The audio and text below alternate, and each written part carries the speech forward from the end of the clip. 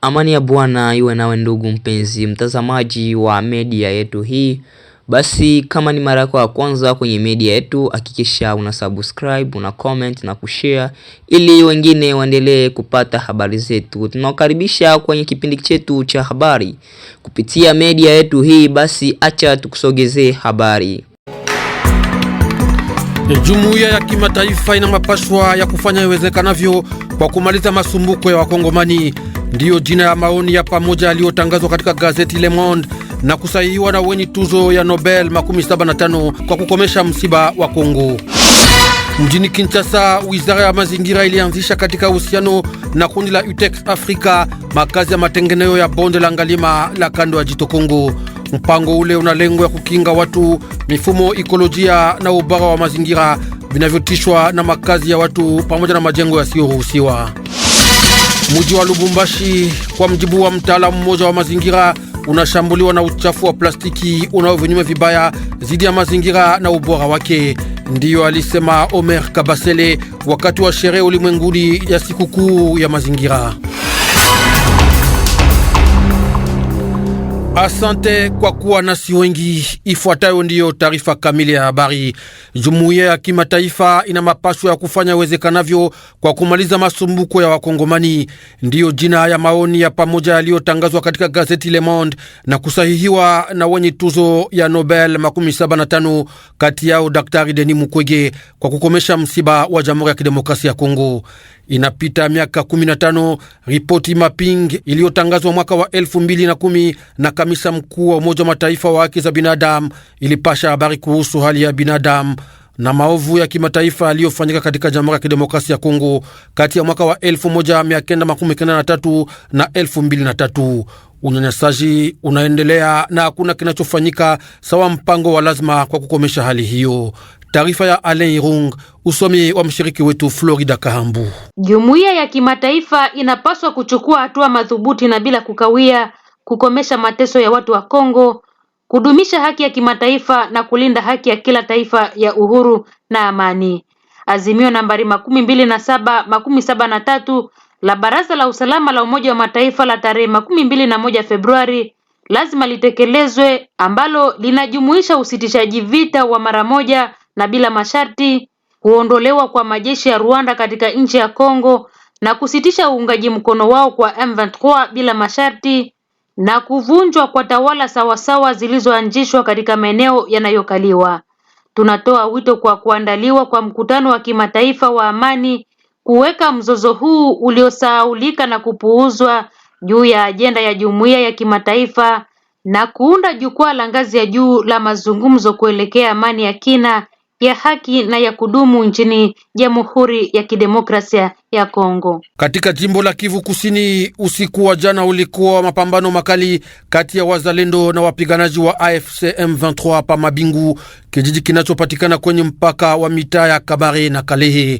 Wazalendo walifukuza waasi wa AFC M23 katika ngome yao ya Mabingu, wakati katika eneo jirani la Kasheke wapiganaji walishika wanaume wote waliozaniwa kuwa wazalendo kunako mpaka wa mbuga la taifa la Kauzi-Biega. Jimboni Ituri, askari wa jeshi la Uganda UPDF walitawanya tangu hii siku ya 5 Pasabe, kilomita 7 na kituo cha biashara cha Chomya kando ya ziwa Albert, hali inaoleta matumaini kwa wingi wa wakaji kwa kumaliza mashambulio mfululizo ya kundi la silaha la CRP, katika Kifaransa Convention pour la Révolution Populaire, kundi la Thomas Lubanga. Msemaji wa FARDC jimboni Ituri anakumbusha kwamba ni katika mpango wa mchango wa juhudi kwa kupiganisha makundi ya silaha. Mjini Kinshasa, wizara ya mazingira ilianzisha katika uhusiano na kundi la UTEX Afrika makazi ya matengenezo ya bonde la Ngalima kando ya Jito Kongo. Ni katika mpango wa sherehe ya sikukuu ulimwenguni ya mazingira jana tarehe 5 Juni. Mpango ule una lengo ya kukinga watu, mifumo, ekolojia na ubora wa mazingira vinavyotishwa na makazi ya watu na majengo yasiyoruhusiwa. Sikilizeni mafasirio ya Jean-Philippe Wasterschut, kiongozi mkuu wa kundi la UTEX Afrika, katika masemi yaliyochukuliwa na Tati Mapuku. Mwenzetu wa Bunia Jean-Claude Lokidile anatafsiri. Ce qui a été vraiment le déclencheur pour nous et je pense pour les services de kitu ambaye ilitusukuma kuchukua hiyo hatua sisi na waziri wa mazingira na maendeleo ya kudumu ni yale mliona kwenye video. Mto Makelele haikuweza kujiingiza tena kwenye mto Kongo. Nje kusema siku za usoni mto Kongo zitakuwa zimejaa tena, na mara hapo zitajaza mto Makelele na maji zitasambazwa katika manyumba ya raia, hususan ngambo za bonde za Ngaliema. Ni jambo nzuri sana kwa sababu mradi huo utatoa hewa nzuri ya kupumua. Pia tutaepusha maisha ya raia na hatari ya kifo na pia maafa mengine. Ni kwa faida ya wote, yafaa watu wote waelewe. De l'air libre pour la ville, c'est un bien collectif qu'on est en train de sauver et il faut que tout le monde le comprenne. Tayari Jamhuri ya Kidemokrasia ya Kongo ina kibarua RDC Export kinachoonesha vyenye kutoka nchini pamoja na hesabu ya mazao ya mlimo ya vifaa vyenye kutoka nje sawa kahawa, kakao, mafuta ya ngazi, muhogo, muhindi na nanasi. Ni kibarua kinachounga mkono makazi ya uwekezaji katika mlimo kilichotolewa hii siku ya 5 mjini Kinshasa kwa waziri wa uchuruzi wa nje Julien Paluku na kiongozi mkuu wa shirika la taifa la uelemishaji wa mauzo ya nje Anapex Mike Tambwe na wataalamu wake. Jimboni Kasai Oriental, karibu tani 2.5 za samaki aina tilapia zinaendelea kukaushwa kwa matumizi ya mahali. Ni mavuno ya kwanza ya samaki katika kisima kilichojengwa na vijana wa brigedi ya shule ya Afrika ya ukuu wa mlimo AALI katika heshima ya kanuni ya ufugo wa samaki. Ni upande wa chini katika kata Lukelenge Pambujimai mtaani Muya. Maandamano ya kuanzishwa kwa mavuno ya samaki yaliongozwa na kiongozi wa ofisi jimoni Kasai Oriental ya mlimo, uvuvi na ufugo. Taarifa Esther Ndalafina, usomi wa mwenzetu Rosalie Zawadi. Watu 5 wanaofanya kazi katika sekta ya ufugaji samaki wanajifunza jinsi ya kukausha samaki, tilapia na chumvi tangu siku ya kwanza ya juma hii. Jeanne Kalengai, mmoja wa wanaofunzwa, anasema kama wanapewa mafunzo juu ya kutengeneza samaki ya chumvi. Tulionyeshwa jinsi ya kufungua samaki na kuiwekea chumvi. Hiyo inatusaidia kuchunga samaki kwa muda mrefu sababu hatuna friji. Na kwa mafunzo haya tunashukuru, yeye alisema. Mavuno ya hizi tilapia yalifanywa mbele ya mkuu wa ofisi ya idara ya kilimo, uvuvi na ufugaji wa jimbo. Tangu mwezi wa Juni mwaka jana, kuna watu waliofunzwa jinsi ya kufuga samaki.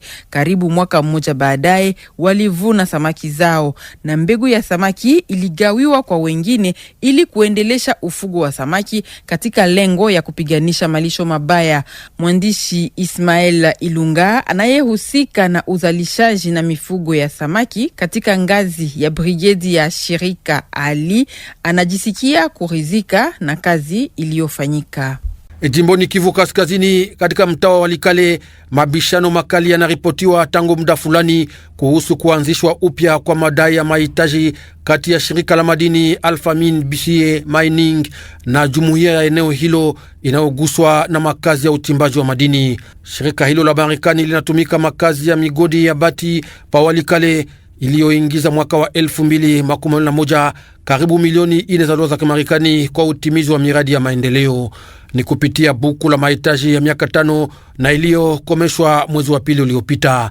Watendaji wengi wa mahali wanalazimisha wakati huu uchunguzi wa mkataba wa mahitaji ya zamani. Taarifa ya Sifa Maguru, usomi wa mwenzetu Florida Kahambu. Swala hili limeleta hisia miongoni mwa wakazi wa Walikale, wakiwemo vijana kutoka vuguvugu la Jeunes Leaders pour le Changement, ambao wanaamini kuwa maelezo ya awali hayakuzingatia mahitaji halisi ya jamii iliyoathirika. Zaidi ya hayo, kwa mujibu wao, miradi inayotekelezwa hailingani na fedha zilizotengwa kwa ajili hiyo. Kulingana na Axel Mutia, mbunge mchaguliwa wa eneo hilo, kuna masuala ya msingi katika ngazi ya mtaa pamoja na tatizo la mawasiliano kati ya kampuni na jamii. Anatoa wito kwa pande zote mbili kutuliza hali. Walipotafutwa viongozi wa kampuni ya uchimbaji madini ya Alphamin BCA Mining, walikataa kuzungumzia swala hili. Hata hivyo, mkuu wa sekta ya Wanyanga eneo la uchimbaji madini, aliahidi kuzungumzia swala hilo baadaye. Kumbuka kuwa tarafa la Walikale ni miongoni mwa maeneo yaliyotengwa na yaliyo mbali zaidi kimaendeleo licha ya uwezekano wa rasilimali zake za madini. Baadhi ya watendaji wa ndani wanaishutumu kampuni hii kwa kutochangia maendeleo ya ndani, ingawa majukumu yanagawanywa kwa sababu inalipa kodi na ushuru kwa serikali ambayo yenyewe haifanyi chochote kwa ajili ya wakazi, wanatangaza baadhi ya waangalizi. Hatimaye ulimwengu ulisherekea jana siku ya 4 sikukuu ya mazingira. Mwaka huu mada yaliyozungumziwa ni ya upingaji wa uharibifu wa mazingira kutoka uchafu wa plastiki. Mji wa Lubumbashi, kwa mjibu wa mtaalamu mmoja wa mazingira, unashambuliwa na uchafu wa plastiki unaovinywa vibaya zidi ya mazingira na ubora wake. Omer Kabasele wa mradi Red Renove anasema kwa kupinga hali hiyo, serikali inapaswa heshimisha hatua yake ya kukataza kuingia nchini vifaa vya plastiki, hatua inayoomba kusindikiza na azimio fulani, alisema Omer Kabasele. Ni wakati sasa wa kusikiliza sehemu ya pili ya matangazo yetu pamoja na mwenzetu Elise Kavira. Radio Okapi. Invité en Swahili. Croix-Rouge inasaidia watu sana huko Ituri, zaidi katika maeneo ambapo kundi za wenye silaha wanatawala katika mkoa wa Jugu. Shadrack Katembo ambaye ni kiongozi wa muda wa Croix-Rouge ya Ituri alieleza kuhusu siku yao hiyo ya kimataifa kwa kipaza sauti kia Sadiki Abubakar. Tumsikilize. Shadrack Katembo, jambo. Hamjambo. Jimbo la Ituri ni jimbo ambapo kunapatikana magundi za watu wenye kumiliki silaha katika maeneo mengi. Eske muna urahisi ya kutumika katika hiyo hali? Kwa kweli, kwa sababu tunatumika na principe inayosema neutralite, tunafika mahali pote tunapokelewa mzuri. Hata fasi ya vita wanajua sisi si kwa upande wa watu fulani, sisi tunatumika tukiwa netre kwa maneno yote. Hivi mahali pote tunatumika, tunapokelewa, tunasaidia watu mzuri sana. Iwe kwa upande wale wanaogombana, na sisi tunakuwa netre, tunasaidia wote kwa ujumla bila tatizo. Kuna hata mara moja ambao Croix-Rouge iliweza kukatazwa kutumika ama kuendesha kazi ya kusaidia watu katika eneo fulani na gundi fulani, hakuna hata siku. Sisi tunatumika na principe. Croix-Rouge hawezi enda fasi ya vita na vita iko. Sisi tunasaidia watu ambao vita imepunguka. Hivi hatuna kusema na sisi tunaingia ndani ya vita. Hivi wakijua kwamba Croix-Rouge inasaidia watu walioumia, watu waliopata magumu, na pale ndio tunasaidia. Hatuwezi ingia wakati ya vita. Hivi wakati vita naisha, wakati watu wanapata salama kidogo, na sisi tunasaidia watu wengine, watu ambao walipatwa na magumu. Hatuyapata magumu ya kusema msiingie fasi fulani, tukifika wanatupokea vizuri sana. Na nini leo tunaweza kusema kama umuhimu ya ile kazi ya wasekuriste wa Croix-Rouge katika jimbo la Ituri? Kwa kweli wasekuriste wa Ituri wamesaidia watu wengi, na teme yetu ya leo ilikuwa nasema tunatumika leo kwa imanite, tunasaidia watu wanaokuwa na gumu, na hii wasekuriste wa Ituri wamefanya kazi mingi, na kwa leo tungealika watu wengine wajiunge na wasekuriste, hata sisi sote tuweze kusaidia. Isikue watu wanafahamu wasekuriste mubaya kusema ni watu wanaozika maiti tu, lakini kumbe tuna kazi ya kusaidia vile watu, si kwa mselema kwa kusaidia, lakini tuko vile na kazi ya development kwa kuendelesha vile mgini wetu. Katika masiku zinazopita, mahali gani ambapo mliweza kuintervenir ama kusaidia watu kupitia mfano ukosefu wa usalama, vita? Kwa Njugu tulisaidia, sekuriste wetu wanaokuwa kule walisaidia, na tulipata raporo kwamba wanatumika mzuri sana na wanasaidia, wanasulaje watu ambao wako ndani ya magumu. Na leo tunaona kwamba mnaanza pia kuwafunza watoto wadogo wa chini ya miaka 10 kwa hiyo kazi ya kisekuriste. Ina maana gani? Ndiyo, kwa kusaidia mtu si kukuwa tu mzee au mtu mkubwa, lakini ukifundisha kwamba mtu unaweza kumsaidia hivi na muna hivi, hata mtoto kidogo anaweza kufanya kazi. Ndio hivyo umeona leo watoto wadogo wa umri mchache wanasaidia vile, kwa sababu walifunzwa, na kila mtu anayependa anafundishwa, naye atakuwa capable kwa kusaidia watu wanaokuwa na gumu. Donc watoto na sawa wakubwa wote tunaweza kusaidia, na kama tunapenda tujiunge na Croix-Rouge tutafunzwa, tutakuwa na nguvu ya kuweza kusaidia. Kwa mwisho, mna magumu gani katika kutekeleza kazi yenu katika jimbo la Ituri? Kwa kweli magumu yanaweza kukua. Tuko na baproje mingi, tukishukuru kwanza CICR ambayo inatusaidia na baparteneri wengine banatusaidia, me vifaa vya kazi mara nyingine inakuwa chache, na ile inaleta tusitumike kwa urahisi, sawa deplacement, sawa vitu vingine kwa kusaidia watu kwa urahisi tunavikosa. Lakini Mungu tunakazana hata yote iweze kutembea mzuri. Tuko na kazana, tunashukuru baparteneri mingi kwa siku hizi, parteneri wengine nao wanatusaidia, tunashukuru vraiment, na tunajua kwamba ndani ya siku za kukua kazi itaendeka mzuri sana. Shadrack Katembo, asante. Nakushukuru sana mimi. Radio Okapi, dossier en Swahili. Katika mji wa Beni huko Kivu Kaskazini, zaidi ya majamaa 300 ya wakimbizi walio katika kiwanja kia Institut Biblique ya Oicha huko CK20 walipata msaada Jumajana kutoka kwa shirika Un Jour Nouveau. Walipata vyakula, visivyo vyakula na vitu vingine vingi ili waweze kujisaidia. Mark Marofimbo anatuelezea kwa ndani. Ni familia zaidi ya 300 kutokea maeneo mbalimbali ya mtaa wa Beni, mtaa wa Irumu upande wake wa kusini, na hasa wamoja kutoka mtaa wa Mambasa waliokimbilia huko Oisha ndio walifaidikia msaada huo. Wamoja wao hawakuficha kuridhika kwao, wakieleza waliotolewa. Mimi nashukuru sana ku Un Jour Nouveau, msaada ambao banatuletea. Mimi nashukuru sana juu banatupunguzia njala kwa hali yetu tulikuwa napitia ndani. Mimi napokea chakula, bido, arrosoir na blanketi, pia na savo na mambegu za poivro, aubergine na jembe ya kulima amo. Nashukuru sana. Kome mama mjane, sasa nimeshukuru sana utukumbuka. Antuka Mungu aendelee kuwabariki. Itasaidia sana. Juu tulikuwa tuko kabisa mutupu. Kwa vyakula, kufunikana, mafuta, ni shukrani sana papa. Tunapokea bunga, tunapokea bulangiti, yani tunapokea vyakula ya kutusaidia na mafuta vile. Nimepata blanketi, nimepata na kaunga, chakula, napata bido, ninapata vile na resware, napata na mbegu ya legime yote. Kiongozi wa kempi hii aliwasihi wakimbizi kutouzisha vifaa vile kwani ni usaidizi kwao. Kennedy Hayalua Katavyo: nilipendekeza sasa kusie wale ni wakimbizi ambao ni wa viktime ya masakre kutoka pahali pengine mbali na karibu pembeni ya ndani ya teritoria ya Oicha na hata province ya Ituri. Un Jour Nouveau imetuletea mbegu, imetuletea chakula, imetuletea vyombo vya nyumba. Akumbe tena mtu asiujise, isaidie jamaa, watoto wakule vizuri, tupate muda ya kutafuta hishamba pembeni kwa wandugu wakaji wa Oicha, watuletee vile hishamba tuweze kulima hipeti jardin.